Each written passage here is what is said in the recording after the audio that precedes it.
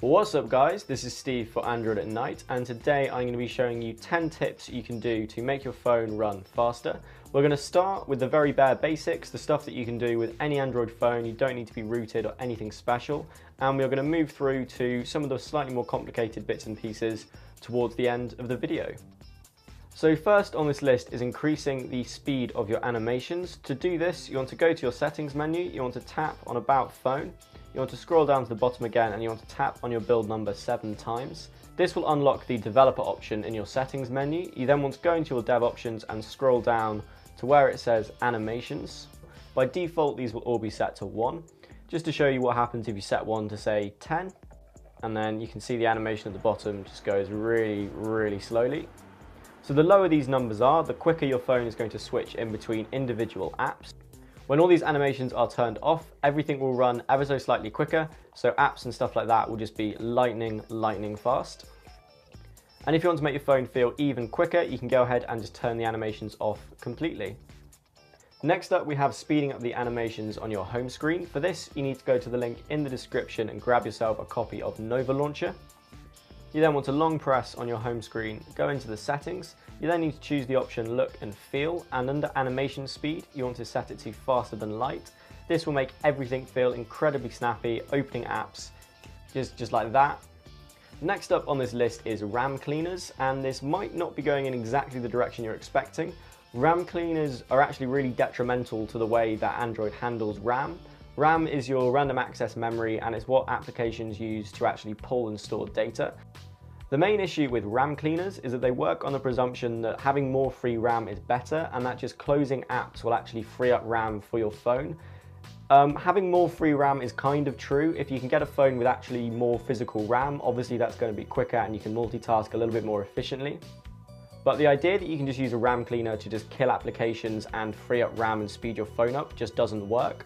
The way Android handles RAM is it needs stuff to be constantly loaded in it for it to work efficiently. All you're doing with a RAM cleaner is killing a task and forcing it to reopen. Android doesn't multitask like iOS, it has everything constantly loaded in the background, and that's why multitasking is so good on Android, but using a RAM cleaner is not going to help it one bit. All this being said, there are a few things you can do to speed up your phone which do involve your RAM. The first is going into your settings and identifying the apps that are really hammering your RAM and either uninstalling them or freezing them. Freezing is different to just killing an application, and I'm going to talk about that a little bit later in the video. But for now, you want to go back to your developer options. You want to scroll down to where it says running services. You want to go into that and you'll get a full breakdown of how much RAM every single app on your phone is currently using. So I don't actually have Facebook installed anymore because it's an absolute RAM hog. But if you do have Facebook installed, you'll be able to see that it's using a huge amount of memory in the background pretty much all the time. So if your phone is running slowly, you can go in, see what's actually using up all the RAM, and then you can either hibernate that app or get rid of it. Next up is just making sure that your device isn't crammed with photos and pictures and things that you don't actually need saved to your device. The best app for this is Google Photos. Just install this on your device and all your photos and videos will be automatically backed up to the cloud whenever you're on a Wi-Fi network. If you do start to run out of space on your phone, you can just open up the Photos app, open up the sidebar, and under the bin here there is an option which says free up space. This will get rid of any files that are still on your device but have already been backed up. So I'm going to go ahead and hit remove. This means you're not actually losing any photos, any videos, all those memories are still safe in the cloud and you can still view them on your phone through the Google Photo app. It just means they are not on the device taking up memory on your SD card, and as you guys will probably have experienced, if your phone gets to that point where there's only sort of 15 megabytes, 20 megabytes left of free space, it will really start to chug.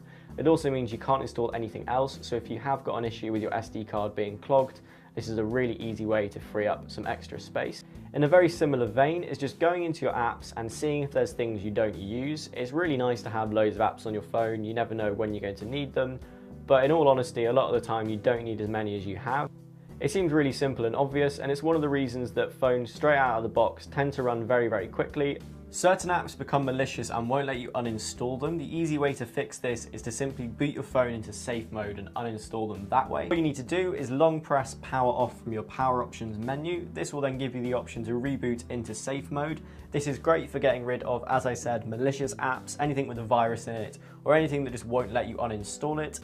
As I mentioned earlier, getting rid of apps using a RAM cleaner won't speed your phone up. What you can do, however, is hibernate them, and the easiest way to hibernate an app is using Greenify. If you are rooted, this is going to have some extra powerful functionality, but this will also work if you're unrooted, as my Nexus 6P currently is. What this lets you do is go and choose which applications you want to hibernate. What this means is unless you open them, they won't be able to run any processes. This means they won't be accessing the data network and they won't be using up RAM when you're not using them. Obviously, one thing to bear in mind with this is certain social apps you will want to keep unhibernated because otherwise you won't get push notifications. However, I, for example, don't need push notifications from Instagram. There's nothing going on Instagram that is that urgent, so I have it set so that Instagram will hibernate. You can then go into the app and simply hit hibernate and all these apps will automatically start hibernating. This will save you a huge amount of battery life and it will also increase the speed of your phone. If you want to choose an app to add to this list, you can hit the little plus button at the bottom and you'll get a full list of your applications. You then simply choose any ones that you want to hibernate. So for example, you can see I have got a lot of lock screen apps installed at the moment because I'm going to be doing a video on that in the very near future. But at the moment, I'm not actually using them, I'm just keeping them on my device so they're there when I need to do the review. So I'm going to add all of these to my hibernation list. You then want to tap on the apps that you have selected and hit the little Z button at the bottom and you can force them to go into hibernation. Next up, we have clearing the caches of your apps. If you run a lot of applications, caches are just going to be files, images, those sorts of things, which will be stored on your SD card for later use. Often, if you uninstall an app, a cache file might still remain, and a lot of apps are actually very inefficient in the way they handle their caches.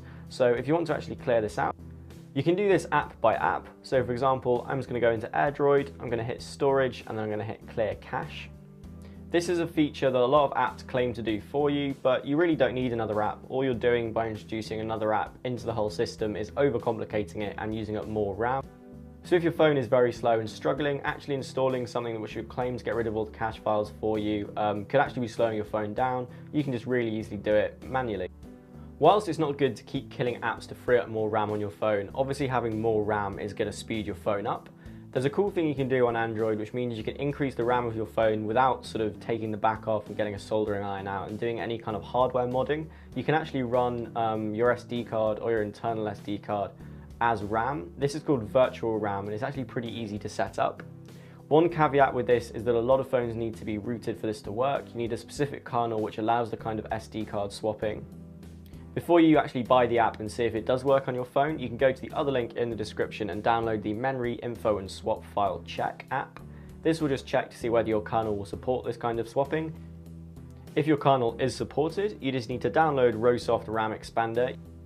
You then choose which drive on your storage you are going to use for the virtual RAM. Depending on your phone, you can get up to 1 gig or 1.5 gigs of extra RAM using this, and this will actually increase your phone's speed. You'll be able to multitask a little bit better, you'll be able to run more widgets, more live wallpapers, and all that good stuff.